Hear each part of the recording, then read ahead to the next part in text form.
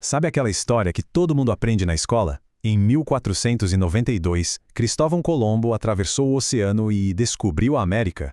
Parece simples, né? Mas e se essa for só a pontinha do iceberg? Pois é, vamos mergulhar um pouco mais fundo nisso. A pergunta que realmente dá o start na nossa conversa é essa aqui. Ele foi mesmo o primeiro não nativo a chegar nas Américas? A resposta, olha, pode surpreender e muda completamente o jeito que a gente entende esse momento da história. Hoje, a gente vai desmontar um pouco essa narrativa tão famosa. Vamos começar com a história clássica, aquela que todo mundo já ouviu. Depois, vamos investigar quem mais pode ter chegado antes, analisar a viagem como um verdadeiro negócio, explorar as diferentes visões do primeiro contato, ver como o mundo foi literalmente dividido no mapa e, no final, montar um quebra-cabeça bem mais completo. Então, vamos lá. Primeiro, vamos revisitar a versão que está nos livros, sabe? É a base de tudo, o ponto de partida que a gente precisa ter bem claro. A linha do tempo é super conhecida. A partida da Espanha com as 3 caravelas, a chegada numa ilha que hoje faz parte das Bahamas e o retorno triunfal 7 meses depois, anunciando um novo mundo para a Europa. Essa jornada, sem dúvida nenhuma, é um marco, um divisor de águas na história mundial. Ok, agora a história começa a ficar um pouco mais complexa. A ideia de Colombo como o descobridor parte do princípio de que ninguém de fora tinha chegado lá antes. Mas as evidências, bom, elas contam uma outra história.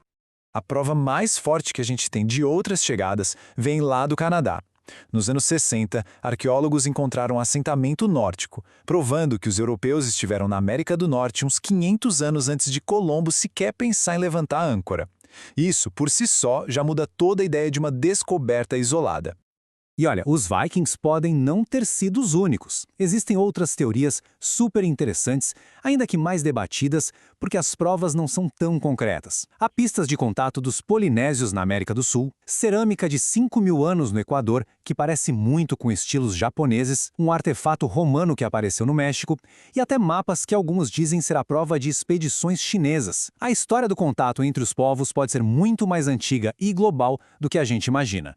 Mas ok. Independentemente de quem chegou primeiro, foi a viagem de Colombo que virou o jogo. E para entender o porquê, é fundamental saber qual era a real motivação por trás da viagem. Não era só aventura, não. Era um negócio, uma empreitada comercial com objetivos bem definidos.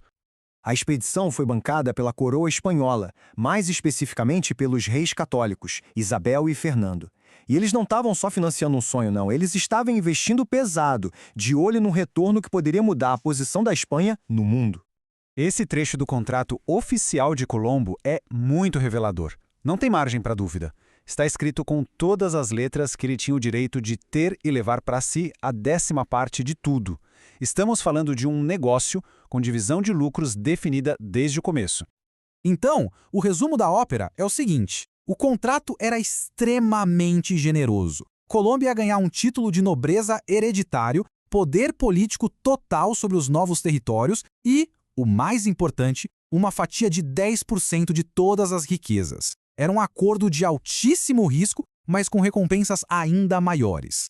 Com o lado comercial bem estabelecido, vamos mudar o foco para o elemento humano. Porque o encontro entre o mundo europeu e o americano não foi uma história só, foi uma colisão de perspectivas. E para entender a perspectiva de Colombo, a gente pode ir direto na fonte, o que ele mesmo escreveu.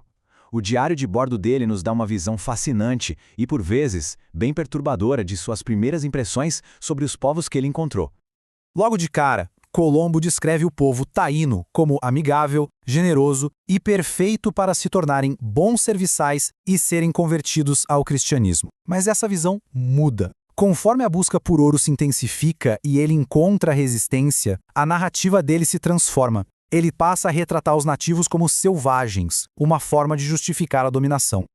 Só que a versão de Colombo não é a única. Do lado europeu mesmo, a gente tem o relato de Bartolomeu de Las Casas. Ele era um frei espanhol que no começo participou da colonização, mas depois se tornou um crítico ferrenho da brutalidade que ele viu.